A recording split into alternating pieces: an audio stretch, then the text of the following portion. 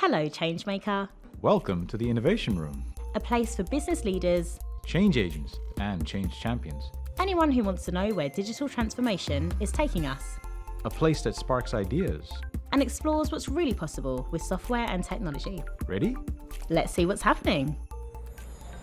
Hi, this is a special edition of the Innovation Room, and I'm joined by two of our elves at Geeks, Lindsay and Matt. Lindsay is our COO and Matt is our CTO. And we thought as a special edition, Christmas edition of the Innovation Room, do a wrap-up of what we have seen in the year and what we are looking forward to. So join us in the Innovation Room. And by the way, we are recording it on the Christmas party day, and we are wrapping at the same time the Christmas presents for our Christmas club elves who put the Christmas party together. So you're going to hear some noises and probably we mess up, so bear with us. Cheers, guys. Let's get it started. Cheers. Merry Christmas. Cheers, Merry Christmas. So I thought, guys, we could start with thinking about what we have seen happening with our clients, like what because you do a lot of client work. So what have you seen in the client space in the past year that got you excited? That this is very cool. This is innovation. This is different.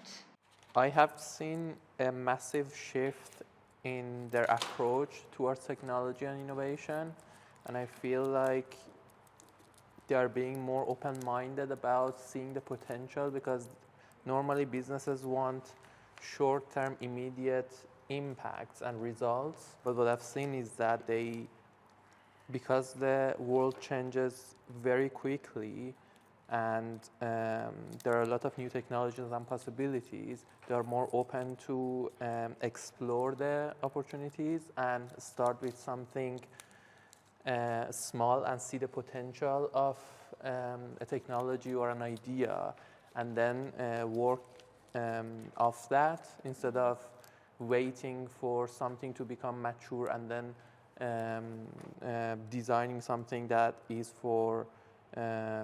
very critical for the business and taking a massive risk. And without revealing any confidential information, because a lot of the work that we do is obviously confidential, but without revealing any confidential information, can you give some examples or the changes in the attitude maybe that you've noticed?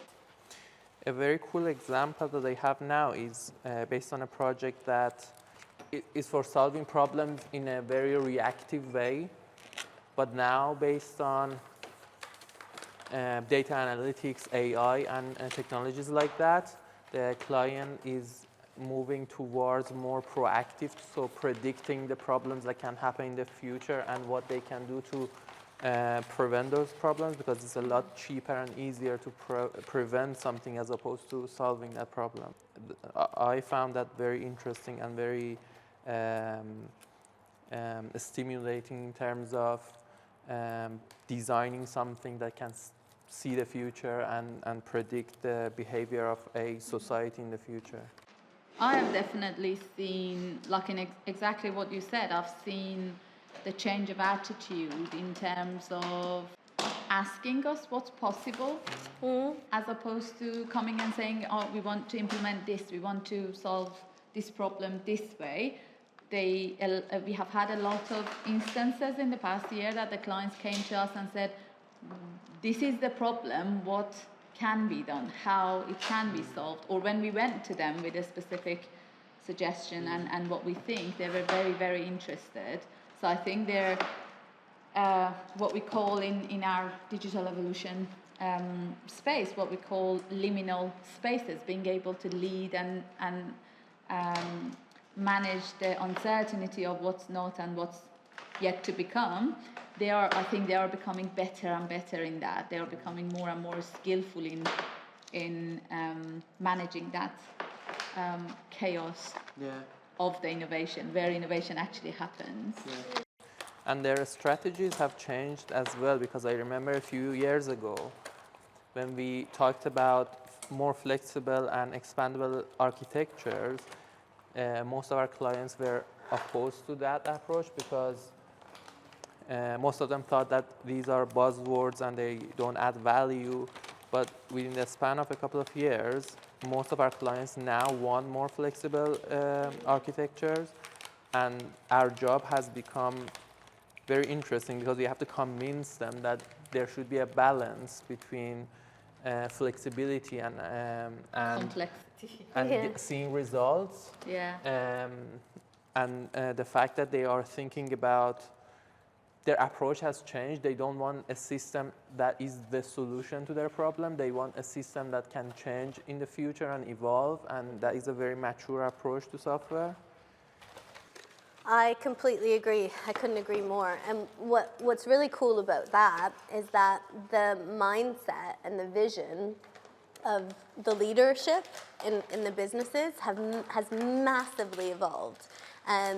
Not only in terms of the way they're engaging with us and the questions that they're asking us, but it's really exciting because I feel like, first of all, I think they're enjoying the process more. So they're coming and they're saying, this is what we want to achieve. They're sharing very openly their big picture vision. So, in 10 years and 100 years and 1,000,000 years, this is, the changes we want to be making.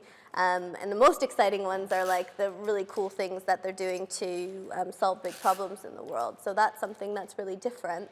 However, there's one thing that I don't think is quite caught up to where the business leaders are going, which is board governance. So I think board governance is actually causing some challenge in that sort of the way investment strategy aligns with this technical evolution and advancements, because they're looking for more certainty around how specifically it's going to get there and by when. Whereas how things evolve, sometimes it'll happen faster, sometimes it'll happen a bit longer, and that's a bit trickier for boards to navigate. It's the infinite mindset, isn't it? It's the fact that you don't have short-term goals, because that doesn't really land well with innovation. Because innovation, you need to be patient with innovation, and you need to be. You need to handle it in a way that it allows you, it creates a space for experiment and failure, to make it perfect to the point that you can actually make return on investment. And our job is to make sure that cycle is short, and we go through that cycle in an evolutionary way rather than like a big bang approach. So the clients see the return on investment faster, so they can get to that evergreen investment stage, which is obviously is one of the keys to be able to keep evolving with technology. We had a lot of interesting people. Is there anybody, like in the innovation room, I mean, in the last year? Because obviously we started innovation room just before Christmas, I think, last year, and we had a lot of very, very interesting guests. Was there anybody particular that you guys were excited about when you hear them on the podcast? I'm going to be a little bit biased in the sense that I really enjoyed having one of our clients actually on the podcast. So Andrew Fay from Brookson Group and People 2.0, it was such an enjoyable podcast. Not only did we all learn a lot from it, but it was really nice to have a client that we've been in partnership with for, oh goodness, I think something like 7 years, having them on and talking about where they are now and what they're setting up to do in the future. It's really cool because now the foundation of their business is they've just had this big acquisition with People 2.0, and it's like such a great opportunity for them to now go and be bringing their innovation. Was one of the reasons they were acquired, and now they're bringing that innovation to be the center of excellence globally. So it's really, really, that podcast was a highlight for me in 2022. What guest and podcast did you like most in the innovation room this year, Matt? I think I really enjoyed the one that Somayeh did with Roger Martin Fag, and they talked about... Roger is amazing. He's also hilarious. We did not talk about the fact that Roger is amazing, but go on. They talked about automation and the impact of automation in the economy because of the lack of workforces, and for me it is the most important reason, not just because we don't have workforces, but because what we can do and how automation can enable people to enjoy work more, because they don't have to do the repetitive things that might result in human errors, for example, or the things that we are not able to do. So going to very remote locations to do certain tasks that are really difficult for humans, but automation and AI can help humanity to achieve those tasks. And in terms of efficiency, it's very important because you can train your system very quickly, whereas if you have got a lot of people, you have to spend a lot of time training them, supporting them, and it's not very efficient. So if things change, you can easily adopt changes and or adapt to them and move on very quickly, whereas if we rely on humans, we are going to be always slow. Yeah, we love Roger very much. I make sure we get him next year as well. What about you, Somayeh? I think I enjoyed the one, Lindsay, you did on sustainability being the driver of innovation, because I think it's so important to make sure that we take care of the planet, the people, with the innovation, and the impact that innovation can make on those areas is massive. For example, Tangent is not software technology, but what was in the news a couple of days ago about fusion and the breakthrough there. Like imagine what that can do in the sustainability and the reducing the poverty and all of that. It's like massive stuff can happen. So I think that was very exciting. Also, I think the one with Nicola was very interesting on the valuation of innovation and selling your innovation, because it's really to have an evergreen investment strategy for your digital evolution and your technology adoption is so important to be able to price your innovation well and sell it well. Yeah. So I think that podcast was really amazing to share some insights on how to do that. Yeah, I can't agree more. I guess that it's such a crucial part of and a sensitive part of an evolution for a client. So something that is the most obvious trend in breaking barriers and problem solving. It's client focused. So a lot of our clients are coming to us with really a lot of investment focus and strategy focus around client experience. And I think a big part of that means being able to connect that, sell it, deliver it, and continually involve it with the investment. I think if someone hasn't listened to that podcast with Nicola, they definitely should. I think it's perfect for our clients that are at that stage, that are starting to release it out there. This is a wrapping fail that I thought maybe. But this is the. I've done some interesting ones so far, but this one I thought I was trying to be sustainable with the wrapping paper. I think. Do you want to trade? I'll. And you can. That's collaboration. That's okay. Collaboration. There we go.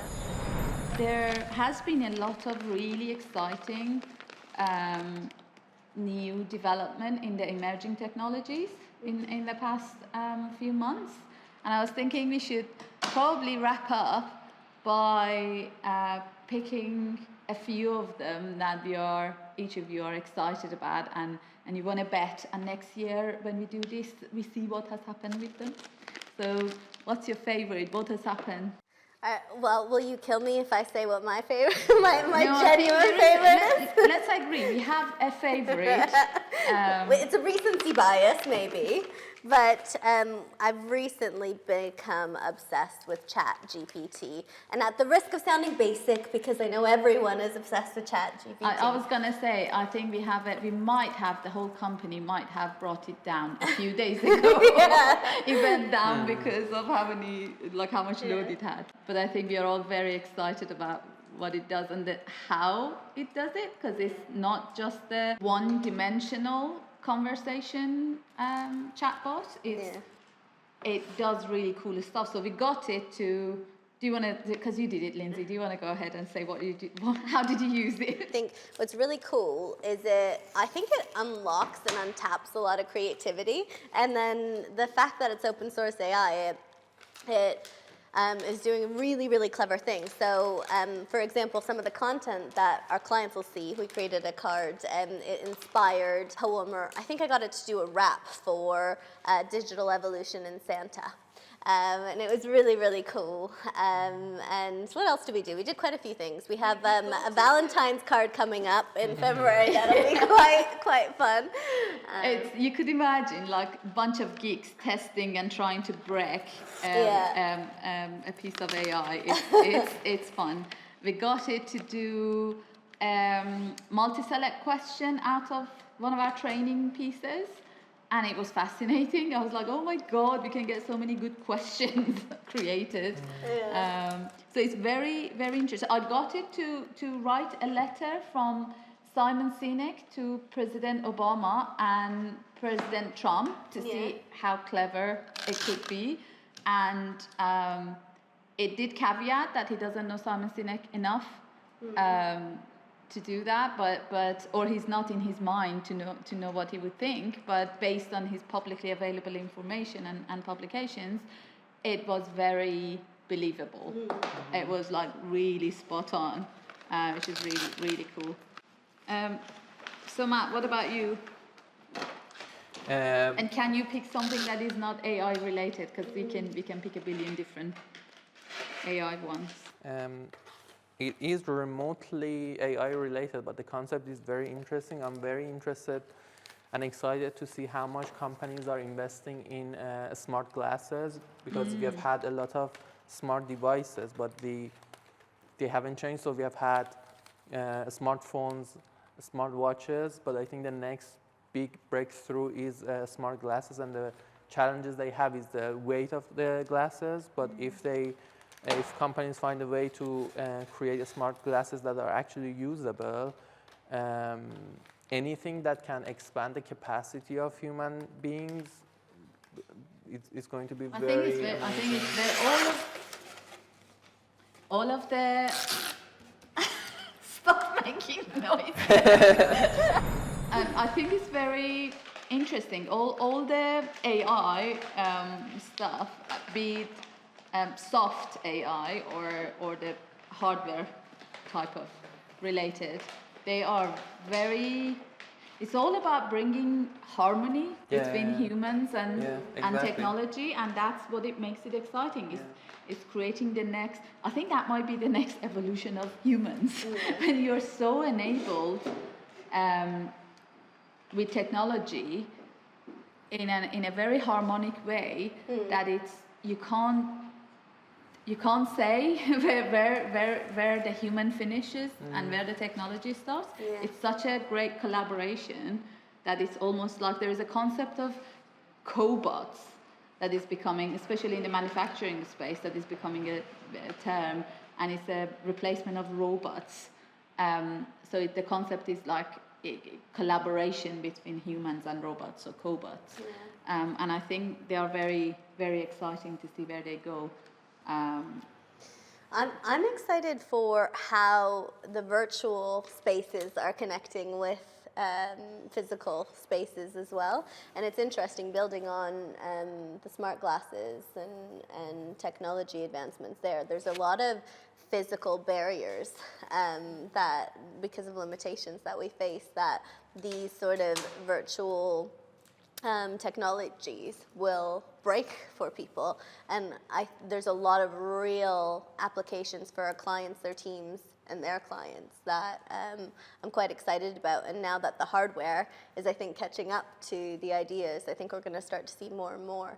And there's also a lot of investments going into these spaces. So just purely based on the M&A markets and the investment markets, there's trillions going into these spaces. So it's gonna move quickly. Another one is sentiment analysis type of technologies that they are getting very advanced into businesses in HR, recruitment, HR, sales, marketing, just to be able to really pick in mass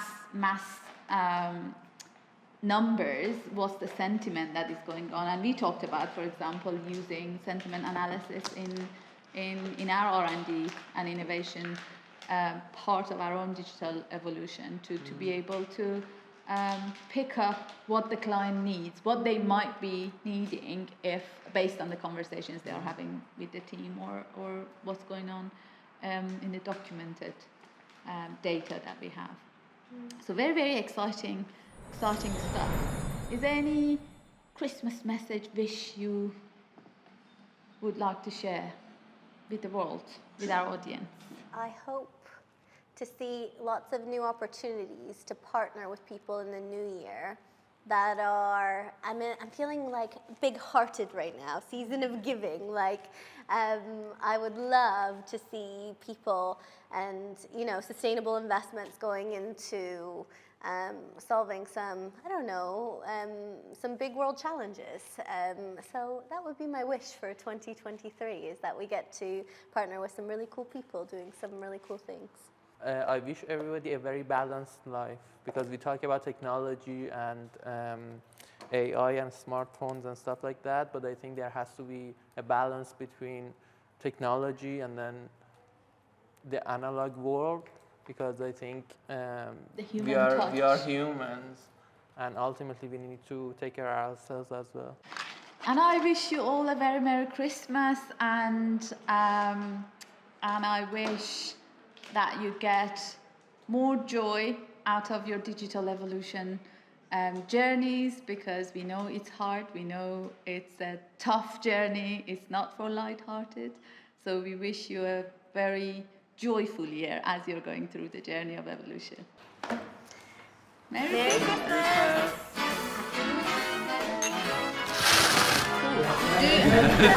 You better watch out, you better be set. This sleigh is updated with GPS. Santa Claus is changed with the times.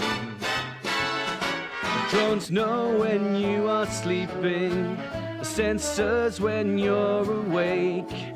He knows if you've been bad or good, it's all in his database. You better watch out, you better take stock. Your innovation keeps you right on top.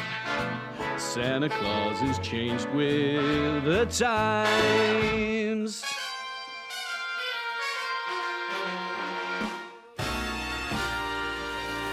Thanks for joining us in the Innovation Room. We hope it sparks some ideas. Want to learn more about what we do? Maybe you could even be our next guest. And spark some ideas yourself. Find us at Geeks Limited, And join us again soon. because real change never stops.